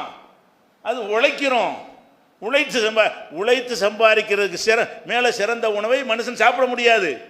அப்போ ரசூல் ஸல்லல்லாஹு அலைஹி வஸல்லம் சொல்கிறாங்க, 1480 ஹதீஸில் இது இருக்கிறது. அதே மாதிரி சொல்கிறாங்க, லா யஸாலு ரஜுல் யஸ்அலுன் நாஸ, மனிதன் வந்து மனுஷன்ட்ட கேட்க ஆரம்பிச்சுன்னு வைங்களேன், கடைசி வரைக்கும் கேட்டுட்டு தான் இருப்பான். ஒரு நெருக்கடிக்கு கேட்குறவன் வந்து இந்த மருத்துவம் அவசியத்துக்கு கேட்குறான் அவன் தான். மற்றபடி இல்லாத எவன் கேட்டாலும் சரி, இப்படி இப்போ கேட்டான் ஒன்று கேட்க ஆரம்பிச்சிடுவான். ஒரு தேவைக்கு நீ கேட்க ஆரம்பிச்சிட்டீங்கன்னு சொன்னால் அடுத்து என்ன செய்யும், இது கேட்போமே அதுக்கும் கேட்போமே, அதுக்கும் கேட்போமே, அப்புறம் அதுக்கும் கேட்போமே, இப்படிங்கிறது மனுஷனுடைய தன்மையாயிரும். கேட்க ஆரம்பித்தால் கேட்டுக்கொண்டே இருப்பான். ஹத்தா ஏத்திய யௌமுல் கியாமத்தி, கியாம நாளில் வருவான். எப்படி வருவான், எல்லாம் எழுப்புவான்ல, எல்லாரையும் எழுப்பும் போது மட்டும், அப்புறமேல அதுக்கு முறையால் சொர்க்கத்துக்கு அனுப்பும், நல்லபடியாக மாற்றிக்கிடுவான். எழுப்பக்கூடிய நேரத்தில் சில பேர் கண் இல்லாமல் எல்லாம் எழுப்புவான். யாருக்கு, துன்யாவில் வாழும்போது அல்லாவுடைய போதனையை பார்க்காம புறக்கணிச்சிருந்தான்னு சொன்னால் அவனை குருடனா எழுப்புவேங்கிறான். அந்த மாதிரி இந்த யாசகம் கேட்குற வரை பிறர்கிட்ட கையேந்தக்கூடியவர்களை அல்லாஹ் எப்படி எழுப்புவான்னு கேட்டால், வருவான்ல, முகத்தில் சதையே இருக்காது, முகத்தில் தனி அடையாளம், உடம்புலாம் உடம்பாக இருக்கும், மூஞ்சை பார்த்தா எலும்பு தான் இருக்கும், எலும்பு கூட இருக்குல்ல, மண்டை மட்டும் எலும்பு கூட இருக்கும், மீதி எல்லாம் உடம்பாக இருக்கும். அப்போ எதுக்குன்னு கேட்டால், இவன் யாசகம் கேட்டோம் நாங்கள் அங்கே தெரியணும், அப்படி போயிருக்கும். இவன் வந்து வெக்கம் இல்லாமல் மக்கள்கிட்ட என்ன செஞ்சான், கையேந்தி கொண்டிருந்தான் அப்படின்னு காட்டுவதற்காக வேண்டி, லைசஃபி வஜிஹி முசாத்துல் அஹமின், இறைச்சி இல்லாமல் சதை இல்லாமல், மூஞ்சில் சதை இல்லாமல் கியாம நாளில் வருவான், எழுப்பப்படுவான். அப்போ நம்ம பிறர்கிட்ட கேட்கறதுனால என்னென்ன கேடு, மானம் போகுது, மரியாதை போகுது, வறுமை அடைய மாட்டேங்குது, இதெல்லாம் ஒரு பக்கம் போயிடுது, கவலை தீர மாட்டேங்குது. இன்னொரு பக்கம் என்ன, ஆகிரத்தையும் பாதிக்கிறது. நம்ம மக்கள்கிட்ட கையேந்துவது ஆகிறது மறுமை வாழ்க்கைக்கும் பாதிப்பு ஏற்படுகிறது அப்படின்னு ரசூல் ஸல்லல்லாஹு அலைஹி வஸல்லம் சொல்கிறாங்க. இது புகாரியில் 1474 ஹதீஸில் இருக்குது. இது போக ரசூல் ஸல்லல்லாஹு அலைஹி வஸல்லம் வந்து பையத் செய்ய வருவாங்க. பையத் செய்ய வரும்போது என்ன செய்வாங்கன்னா, சில கொள்கைகளை வச்சுருந்தாங்க, முக்கியமான அஜெண்டாக்களை வைத்துக்கொண்டு இதுக்கெல்லாம் உறுதிமொழி, சும்மா இஸ்லாத்தில் வரணும் ஏற்றுக்க மாட்டாங்க. இன்னொன்று செய்யாமல் இருப்பியா, எனக்கு உறுதிமொழி கொடு அப்படின்னு கேட்பாங்க. என்னென்னலாம் கேட்பாங்கன்னு கேட்டால், அதாவது அன் தாபுதுல்லா, அல்லாஹ் வணங்கணும், ஓகேயா, சரி. ஒலா துஷிருக்கு பிஹி செய்யா, அல்லாஹுக்கு இன கற்பிக்கக்கூடாது, எதையும் அல்லாஹுக்கு ஷிர்க் வச்சிடக்கூடாது. ஒரு செலவாத்தில் ஹம்சி, 5 வேளை தொழுவணும். துத்தீவு என கட்டுப்பட்டு நடக்கணும் இப்படின்னு சொல்லிட்டு ரகசியமாக என்னமோ சொல்கிறாங்களாம். பையத்து வாங்கும்போது இதெல்லாம் சொல்லிவிட்டு அடுத்த ஆள் கேட்காம மெதுவாக ஒன்று சொன்னாங்களாம். என்னப்பா மெதுவாக சொன்னாங்கன்னு பின்னாடி கேட்கும்போது அப்போ சொல்கிறாங்களாம் ரசூல் ஸல்லல்லாஹு அலைஹி வஸல்லம், உலா தஸ்அலுன் நாஸ செய்யா, மனுஷன்கிட்ட கேட்டாத எக்காரணம் கொண்டும். இதெல்லாம் சத்தமோடு சொல்லாங்களாம். தொழ வேண்டும், ஓகேயா, ஓகே. சிறு வைக்கக்கூடாது, ஓகே ஓகே. எனக்கு கட்டுப்பட்டு நடக்கணும், ஓகேயா. 5 வேளை தொழுவணும், ஓகேயா சொல்லிட்டு யார்ட்டையும் கேட்கறதுப்பா, அது மட்டும் சவுண்டை குறைச்சி இதை மட்டும் பையத்து செய்யும் பொழுதெல்லாம் ரசூல் ஸல்லல்லாஹு அலைஹி வஸல்லம் இது வந்து ஒரு தன்மான விஷயமா இருக்கிறதுனால அதை கூட என்ன செய்கிறாங்க, அது காதில் விளங்குற மாதிரி மெதுவாக அடுத்தவருக்கு கேட்காத மாதிரி பையத் செய்ய வந்தார்களே. ஆனால் பையத் செஞ்சவருக்கு விளங்கும், மற்றவங்களுக்கு விளங்காது, மீதி உள்ளதெல்லாம் மக்களுக்கெல்லாம் விளங்கும். இந்த பையத்தை செய்யும் போது ரகசியம் என்ன செய்வாங்க, லா தஸ்அலுன் நாஸ செய்யா, மனுஷன்ட்ட கேட்க மாட்டேன்னு பையத் பண்ணி கொடு. இஸ்லாத்துக்கு வர்றோட ஷர்த்தாக்குறாங்க பாருங்க. நீ இஸ்லாத்துக்கு வர்றதா இருந்தால் தொழுவனு, நோன்பு வைக்கணும், எல்லாம் அதெல்லாம் சொல்லிவிட்டு என்னது முக்கியமாக சொல்கிறாங்க, மனுஷன்ட்ட கேட்க மாட்டேன்னு உறுதிமொழி கொடுப்பியா என்று கேட்குறாங்க. அப்போ இந்த பையத்தில் இது சேர்க்குறாங்கன்னா பாருங்களேன், அல்லாஹ் வணங்கணுங்கிற அந்த கண்டிஷனோட, ஷிர்க் வைக்கக்கூடாது என்கிற கண்டிஷனோட, தொழுகையுடைய கண்டிஷனோட, ரசூலுக்கு கட்டுப்படணும் என்கிற கண்டிஷனோட எதை கண்டிஷனை சேர்க்குறாங்க, கையேந்த கூடாது, மனிதனிடம் கையேந்த கூடாது என்று பையத் செய்து கேட்டார்கள். இதுக்கு பிறகு இதை அறிவிக்கிற அவுஃப் இப்னு மாலிக் சொல்கிறார், இந்த மாதிரி பையத்து எடுத்த யாருமே அவங்க கையில் வச்சுக்கிற வாகனத்துக்குரிய சாட்டை வச்சுருப்பாங்கல்ல, சாட்டை வச்சு ஒட்டகத்தை ஒரு வச்சுருப்பாங்க. அந்த சாட்டை வந்து ஒட்டகத்தில் மேலே ஏறி உட்காந்துருவாங்க, சாட்டை கீழே விழுந்துடும். தம்பி அதை எடுத்தாப்பான்னு கேட்போம்ல, கேட்க மாட்டாங்களாம். மனுஷன்ட்ட கேட்க மாட்டாங்கன்னு காசை மட்டும் கிடையாது, இதை கூட கேட்கக்கூடாது. இது ஒரு பெருசு நம்ம கேட்டுருவோம். இது சாதாரண ஒரு உதவி தானே.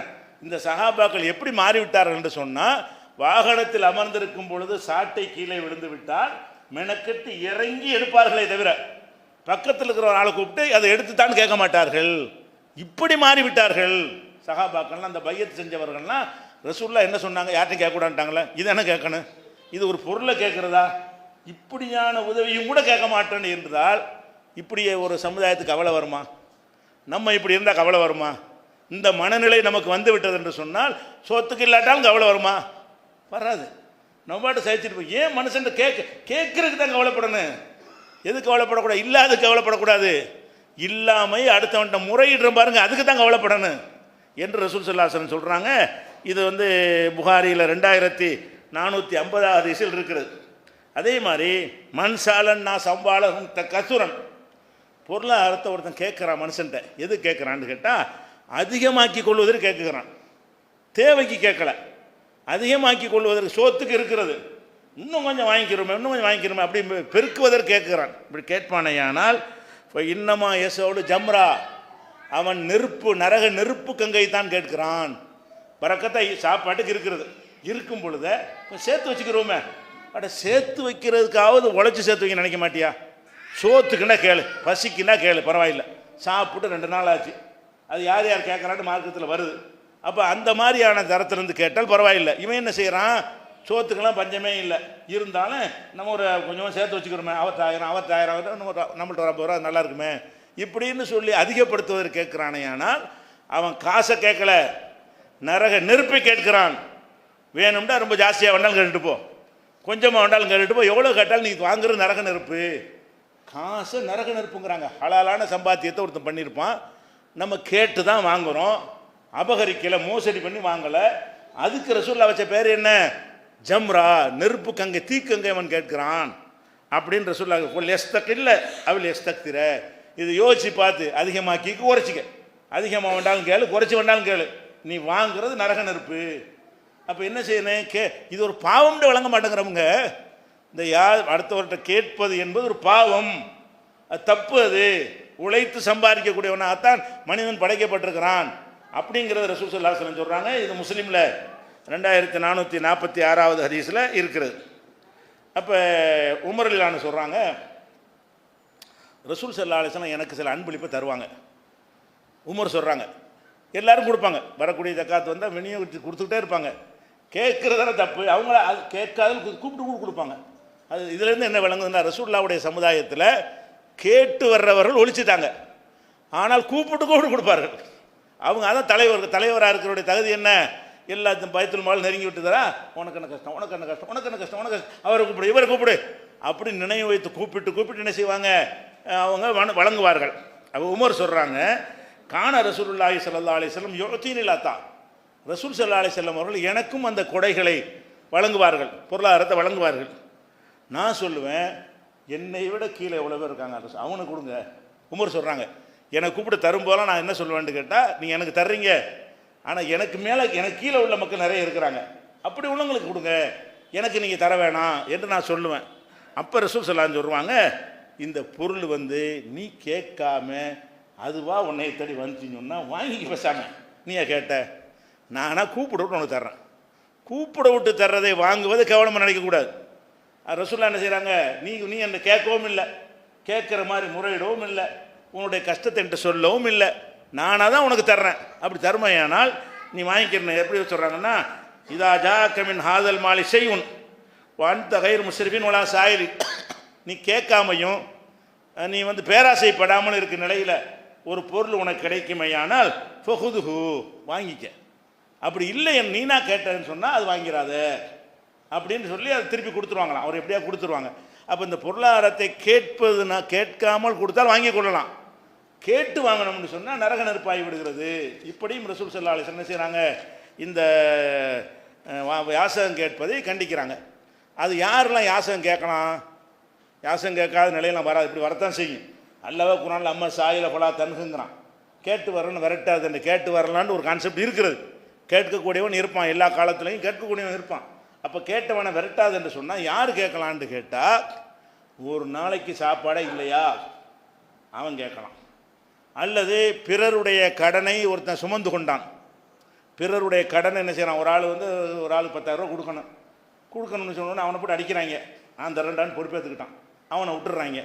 இவன்கிட்ட இல்லை, இப்போ அடுத்த ஆளுக்கு பொறுப்பேற்றுக்கிட்டான். இவன் என்ன செய்யலாம்? அந்த அளவை திரட்டுற வரைக்கும் கேட்கலாம். இந்த இப்போ நான் ஒரு கடனாளி ஆகி போயிட்டான், பொது காரியத்துக்காக வேண்டி எனக்கு கொடு அப்படின்னு சொல்லி வாங்கி அவன் போய் யாசகம் கேட்டால் யாசகத்தில் வராது. ஏன்னு கேட்டால் அவன் ஒரு தனக்காக அவன் செய்யலை, வேற ஒருத்தன் கஷ்டப்படும் பொழுது அவனுக்காக நெஞ்சிருக்கிறான், பொறுப்பை சுமந்து கொண்டான். இந்த மாதிரியான ஒரு தேவைகளுக்கு தான் வாங்கலாம்னு சொன்னால், இப்போ நம்ம எதுக்கெல்லாம் வாங்குகிறோம்? இந்த இடத்துல ஒரு விஷயத்தை நான் சொல்லியாக வேண்டியிருக்கு. என்னென்னு கேட்டால், அதிகமாக இந்த மருத்துவத்துக்கு வாங்குறது மனசு ஏற்றுக்கொள்கிறது. அதிகமான உதவிகள் எதுக்கு வாங்குறாங்கன்னு கேட்டால், உயர் கல்விக்கு வாங்குறாங்க. எல்கேஜி படிப்பில் இருந்து எல்லாத்துக்கும் என்ன செய்கிறாங்க? பையனுக்கு 20,000 ரூபா ஃபீஸு, 12,000 ரூபா ஃபீஸு, 40,000 ரூபா கேட்குறாங்க அப்படின்னு சொல்லிட்டு என்ன செய்கிறாங்க, கல்வி உதவிக்கு வந்து பரவலாக வந்து கேட்குறாங்க. இது மார்க்கத்தில் சரியா? கல்வி நமக்கு அல்லாஹ் என்ன தந்திருக்கிறானோ அந்த கல்வியை கொடுக்க வேண்டியது தானே. சோத்துக்கு கேட்பது எப்படி தப்பு, அது மாதிரி தானே கல்வின்றாலும் நம்ம அடுத்த ஆளோடைய நம்ம போட்டி போடுறோம். 50,000 ரூபா கொடுக்க சக்தி ஒன்று 50,000 ரூபாய் கொடுத்து படிக்க வைப்பான். நமக்கு அந்த சக்தி இல்லை என்று சொன்னால் அதுக்கேற்ற ஒரு படிப்பை தான் நம்ம கொடுக்கணும். அரசாங்க பள்ளிக்கூடத்தை வச்சு டியூஷன் மூலமாக டெவலப் பண்ணிக்கிறலாம், அப்படி ஏதாவது செய்யணுமே தவிர இதுக்கு கையேந்தினாலும் கையேந்திர ஒரு தன்மை வரதான் இதில் அவ்வளோ தீமை வரும்ல. அந்த எல்கேஜிக்கு படிக்கணும், அங்கே படிக்கணும், எல்லாம் அந்த கார்ப்பரேட் கல்வி வேணுங்கிற ஒரு ஆசையினால், அது யார் ஆசை? அவரவருக்கு அல்லாஹ் என்ன கொடுத்துருக்குறானோ அதுதான் ஆசைப்படணும். நமக்கு அல்லாஹ் தந்திருக்கிறது கொண்டு தான் சாப்பாட்டில் எப்படி நம்ம வந்து இப்படி கேட்டால் நீங்கள் என்ன செய்வீங்க? இவர் என்ன செய்கிறாரு, சாப்பாடு தான் இருக்குது, அந்த பிரியாணி சாப்பிட்ற ரொம்ப நாள் ஆச்சு, பிரியாணி வாங்கிட்டாங்கன்னு இருக்கும், கோவம் வருமா உங்களுக்கு? ஏன்னா சாப்பாடு உனக்கு இருக்குது, சாப்பிட்டுட்டு இருக்கிற பிரியாணி வேணுங்கிற அது போன்ட்டு இல்லை விட்டுற வேண்டியது தானே. அப்போ அந்த மாதிரி ஒரு சட்டை இருக்குது, சட்டை தாங்கன்னு கேட்கலாம். சட்டையெல்லாம் இருக்க தான் செய்யுது. என் பொண்டாட்டிக்கு ஒரு 1,00,000 ரூபாய் பட்டு புடவை இருந்தால் நல்லாயிருக்கும் அப்படின்னா என்ன இதுக்கு கேட்கலாமா? உனக்கு தந்தா வாங்கி கொடு, உனக்கு அல்லாஹ் தந்தானே ஆனால் வாங்கணும். நம்ம என்ன செய்கிறோம்னு கேட்டால் நம்ம பிள்ளைகளுடைய தன்மானத்தோடு விளையாடுகிறோம். நாளைக்கு அது வளர்ந்து நாளைக்கு ஆளாகக்கூடிய நேரத்தில் அதிலும் தெரியும். வீட்டில் பேசிக்கிருவீங்க, இந்த பணம் வாங்குறது அவர் தான் தந்தார், கஷ்டமானது விட்டு தான் வாங்கினேன், அவர்கிட்ட தான் வாங்கினேன் அப்படின்னு பேசிக்கொள்ளும் பொழுது மனைவி மக்கள் எல்லாருக்குமே தெரியுமா, இயல்பாக சுயமரியாதை குறைஞ்சி போயிடும்.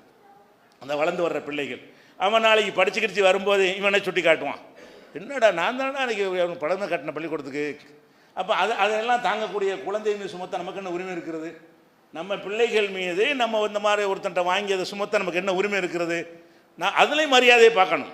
அதுதான் நிறைய பேரோட என்னென்னு கேட்டால் இந்த மாதிரி தேவைக்கு அலைகிறதுனால மருத்துவம் போன்ற அவசியத்தை, மருத்துவம் மட்டும் என்ன ஒருத்தன் சக்தி இல்லைன்னா திடீர்னு வர்றது, அது யாராக இருந்தாலும் என்ன செஞ்சு கேட்டு தான் ஆகணும். 1,00,000 ரூபா ஆப்ரேஷன் பண்ண வேண்டியிருக்கு, என்கிட்ட அந்த காசு இல்லை, இல்லாட்டி செத்து போயிடுவார். மாத்திரை வாங்க வேண்டியிருக்கிறது, அந்த மாத்திரை ஊசி வாங்க வேண்டியிருக்கிறது, அது வாங்குறேன்னா அவர் பிழைக்க மாட்டார் அல்லது நோயில் நீடிப்பார், என்கிட்ட வசதி இல்லை, இதை தள்ளி போட முடியுமா?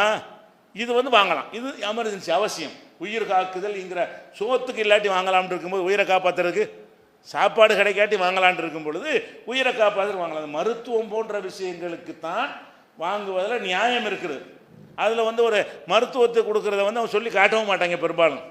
மருத்துவத்துக்கு கொடுக்குறத அந்த மாதிரி உள்ள விஷயமா இருக்கும்போது அப்படி சொல்லி காட்டினா பரவாயில்ல, நிர்பந்தம் நமக்கு ஒரு இழிவாக வந்தால் கூட ஒரு நிர்பந்தத்திற்கு உள்ளாயிட்டோம். இப்படி இல்லாமல் நம்ம என்ன செய்கிறோம் என்று கேட்டால் பொருளாதாரத்தை வந்து கல்விக்காக வேண்டி இல்லை எல்கேஜிக்கு வந்து கேட்குறாங்க.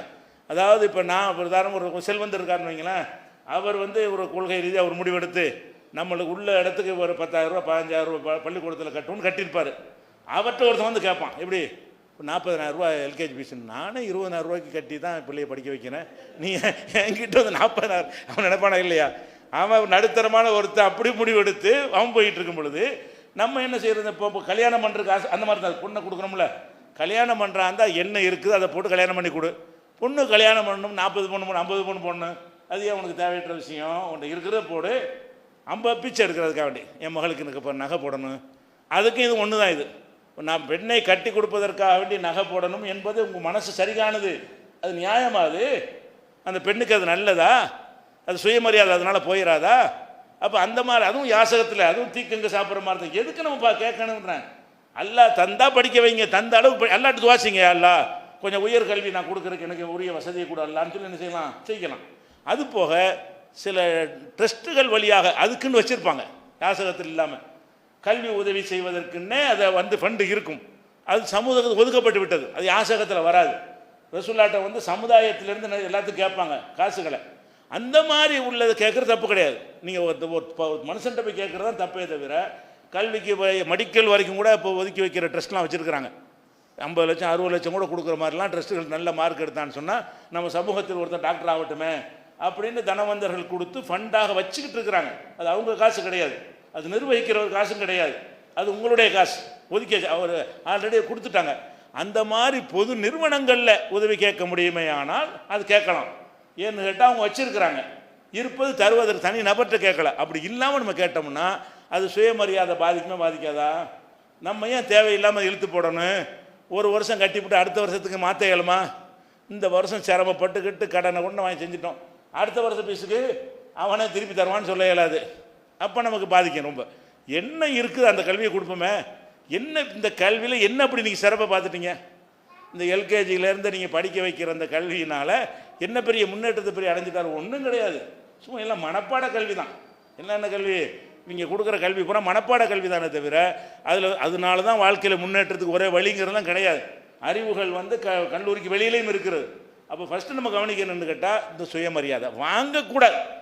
இதில் உறுதியாக இருந்தோம்னு சொன்னால் பொண்ணு கல்யாணத்துக்கு வாங்கக்கூடாது, விளங்குதா? பிள்ளை படிப்புக்குன்னு வாங்கக்கூடாது. அதே மாதிரி வந்து வேறு சோத்துக்கும் வாங்கக்கூடாது, சேர்த்து வைக்கிறதுக்கு வாங்கக்கூடாது, சின்ன வீட்டை பெரிய வீடாக்கிறதுக்கு வாங்கக்கூடாது, ஒரு தொழிலை 2 தொழிலாக்கிறதுக்கு வாங்கக்கூடாது. எந்த ஒரு விஷயத்திற்கும் கையேந்த மாட்டேன் என்ற அந்த சகாபாக்கள் மாதிரி உறுதிமொழி நம்ம எடுத்தோமையானால் இந்த உறுதி எந்த அளவுக்கு இருக்கிறதோ அந்த அளவுக்கு கவலை இருக்காது, அந்த அளவுக்கு நிம்மதியாக இருக்கலாம். இதை நம்ம விளங்கி கொள்ளணும். இதுக்கு சான்றாக நபிகள் நாயகம் ஸல்லல்லாஹு அலைஹி வஸல்லம் அவங்களுடைய வறுமை உங்களுக்கு பல தடவை சொல்லப்பட்ட விஷயங்கள் தான். அதுகளை பற்றி நம்ம சில விஷயம் நினச்சி பார்க்க வேண்டியிருக்கு. நாளைக்கு அது இன்னும் கூட ஆறுதலாகும். ரசூல்லா இப்படி தான் இருந்தாங்களா?